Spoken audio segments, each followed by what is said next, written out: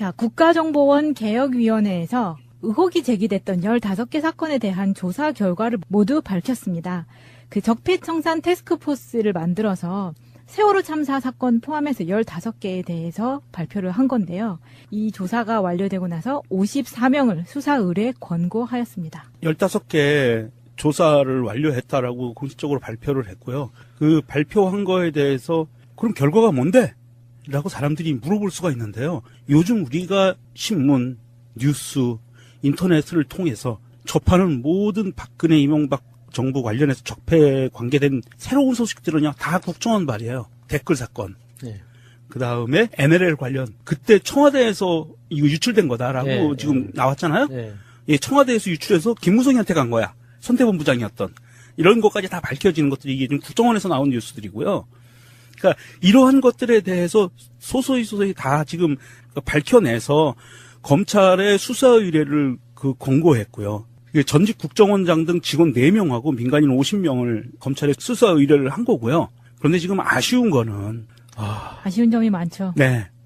이 아쉬운 부분은 사실은 과연 이 개혁위가 제대로 국정원 내부에 대한 15개의 조사 사항들에 대해서 제대로 파헤칠 수 있었을까? 저는 그 부분도 굉장히 좀 한계가 있지 않았을까 싶고요. 네. 저도 그게 너무 네. 답답하더라고요. 서훈 국정원장이 현재 국정원 개혁위원회 자체가 수사권이 없어서 조사만 할 수 있지 조사 활동의 결과를 바탕으로 수사가 필요하다고 생각하는 건 수사 의뢰를 할 것이다라고 이제 밝혔을 때 답답하다고 생각했던 게 그거예요. 국정원이 그동안 민간인들, 우리 국민들을 대상으로 했던 건 수사라는 수사 활동, 조사 활동이라는 말로는 표현이 안 될 만큼 사찰을 했던 조직이잖아요.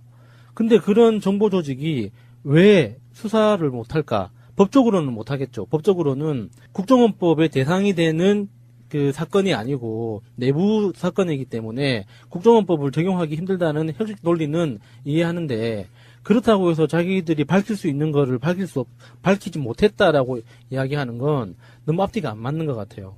지금 이 사람들이 했다고 하는 그 의혹들 자체가 사실 법이라는 법의 테두리를 다 뛰어넘은 것들이잖아요. 근데 이제 와서 법을 지켜야겠지만 말하다 보니 계속 꼬이네요.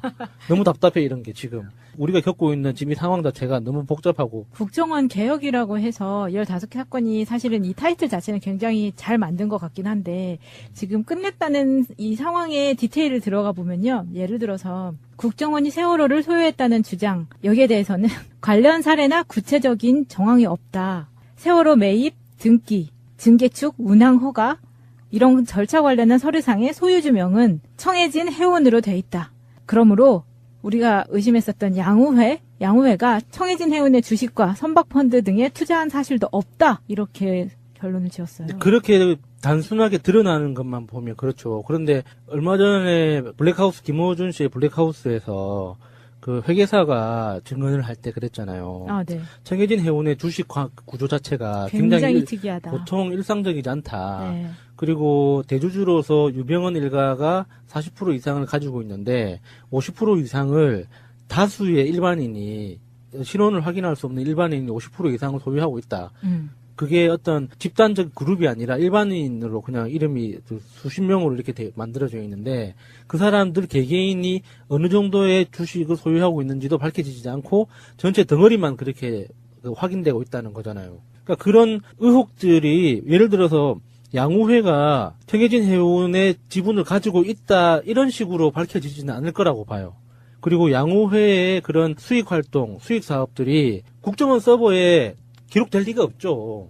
양우회는 양우회대로 그리고 양우회가 아니더라도 국정원 퇴직자들끼리 안 그러면 국정원의 현직과 그 선배, 퇴직한 선배들끼리 모이는 사적인 모임 안에서 이루어지는 그 사적인 비즈니스 프로젝트들도 많을 거란 말이에요. 그러니까 그런 방식으로 어떤 식으로 진행됐다고 하는 건 우리가 추측할 수가 없어요. 그러니까 국정원 서버에 없으니까 세월호는 국정원과 관계없어라고 단정 짓기에는 그동안에 국정원이 해왔던 그 미심적인 일, 사조직들 이런 것들이 너무 광범위하거든요. 그래서 이렇게 15개 사건으로 조사 결과를 정리한 건 잘 했는데 그렇다고 해서 이게 끝도 아니고 개별 사건 하나하나가 사실 너무 큰 거예요, 진짜. 맞아요.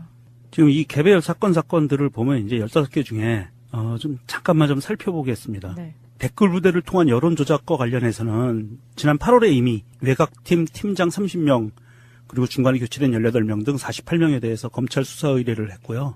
그다음에 정치인 교수 등 그 이명박 정부 비판 세력에 대한 제압 활동 이거에 대해서도 원세훈 등을 검찰에 수사 의뢰할 것을 권고를 이미 했고요. 그다음에 국정원 간부의 청와대 비선 보고 사건 우병우한테 직보한 거 이거에 대해서는 추명호 전 국정원 국장에 대해서 검찰 수사 의뢰를 이미 권고했고요. NLL 관련해서는 이게 청와대 외교안보 수석실에서 유출된 거라는 조사 결과를 발표했고요. 그래서 이 부분에 대해서는 외교안보 수석실 관계자들을 공공기록물 관리에 관한 법률 위반으로 수사 의뢰를 권고했고 남재준도 이번에 이거에 대해서 비밀 엄수 위반 혐의로 수사 의뢰를 권고했습니다. 보수단체 지원 사건 이 부분에 대해서도 광역단체장이나 이런 사람들을 국정원이 동향을 항상 파악을 하고 있었고 보수단체를 활용해서 견제 활동을 벌인 것으로 이미 이렇게 드러나 있고요.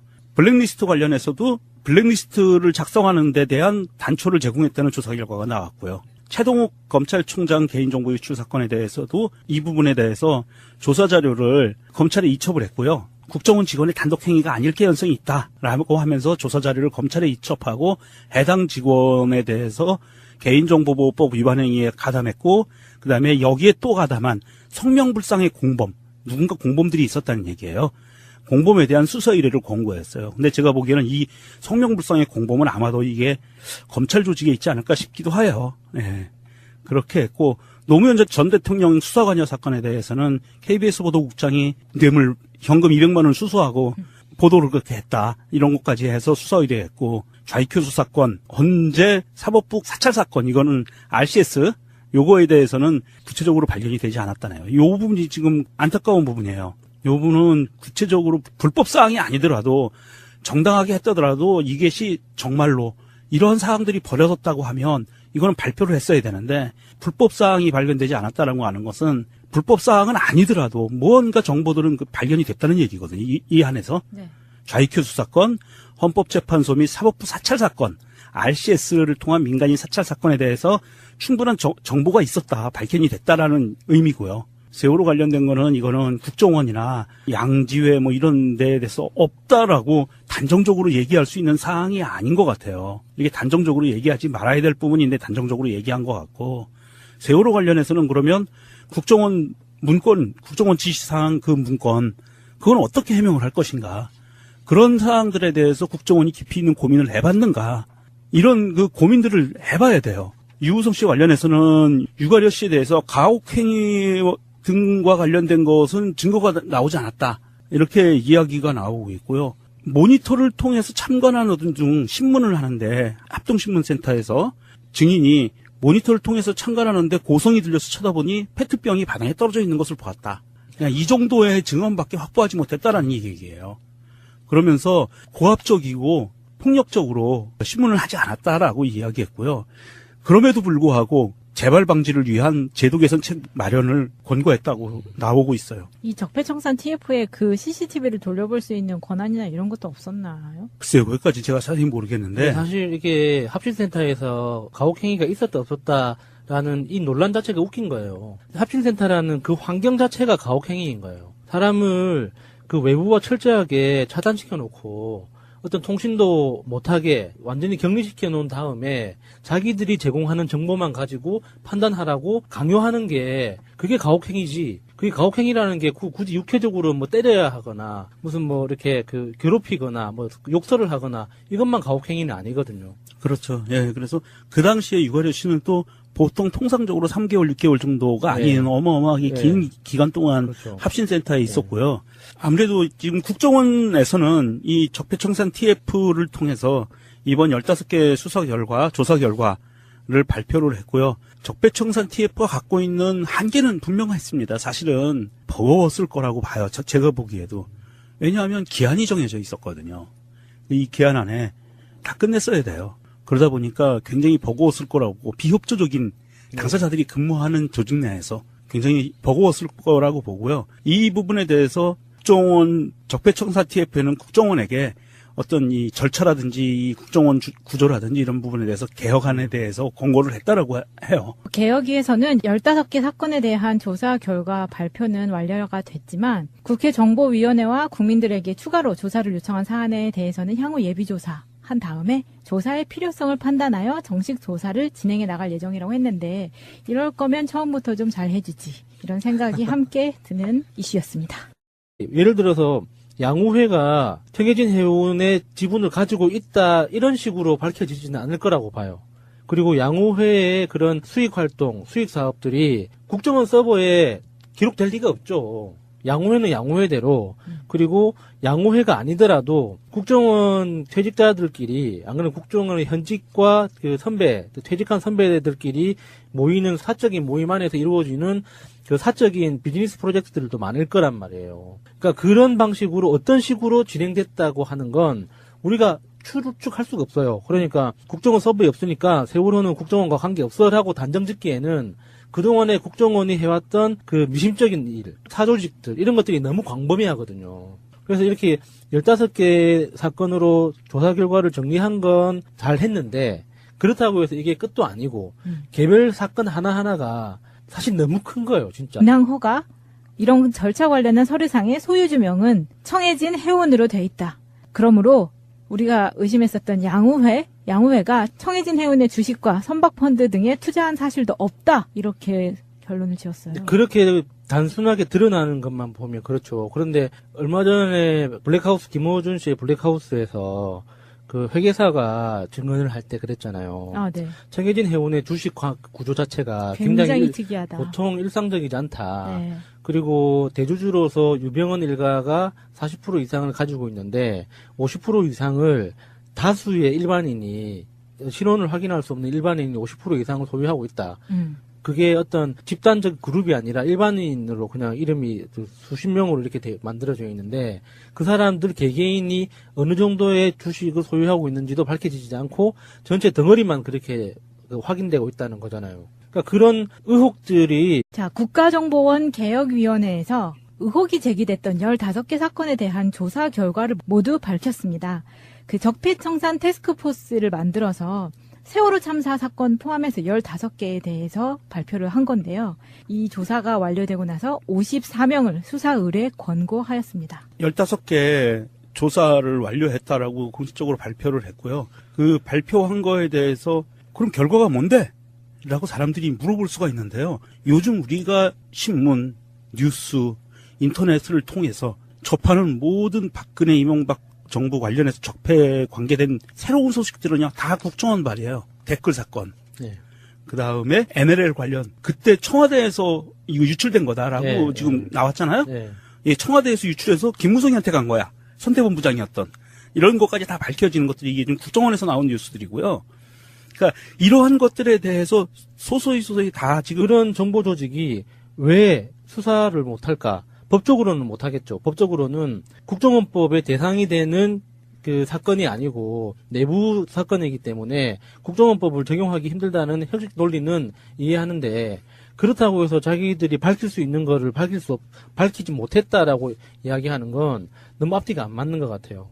지금 이 사람들이 했다고 하는 그 의혹들 자체가 사실 법이라는 법의 테두리를 다 뛰어넘은 것들이잖아요. 근데 이제 와서 법을 지켜야겠지만 말하다 보니 계속 꼬이네요. 너무 답답해 이런 게 지금. 우리가 겪고 있는 지금 이 상황 자체가 너무 복잡하고. 국정원 개혁이라고 해서 15개 사건이 사실은 이 타이틀 자체는 굉장히 잘 만든 것 같긴 한데 지금 끝냈다는 이 상황의 디테일을 들어가 보면요. 예를 들어서 국정원이 세월호를 소유했다는 주장 여기에 대해서는 관련 사례나 구체적인 정황이 없다. 세월호 매입, 등기, 증개축, 지금 밝혀내서 검찰에 수사 의뢰를 권고했고요. 이게 전직 국정원장 등 직원 4명하고 민간인 50명을 검찰에 수사 의뢰를 한 거고요. 그런데 지금 아쉬운 거는 아쉬운 점이 많죠. 네. 이 아쉬운 부분은 사실은 과연 이 개혁위가 제대로 국정원 내부에 대한 15개의 조사 사항들에 대해서 제대로 파헤칠 수 있었을까? 저는 그 부분도 굉장히 좀 한계가 있지 않았을까 싶고요. 저 그게 너무 네. 답답하더라고요. 서훈 국정원장이 현재 국정원개혁위원회 자체가 수사권이 없어서 조사만 할 수 있지, 조사 활동의 결과를 바탕으로 수사가 필요하다고 생각하는 건 수사 의뢰를 할 것이다라고 이제 밝혔을 때 답답하다고 생각했던 게 그거예요. 국정원이 그동안 민간인들, 우리 국민들을 대상으로 했던 건 수사라는 수사 활동, 조사 활동이라는 말로는 표현이 안 될 만큼 사찰을 했던 조직이잖아요. 근데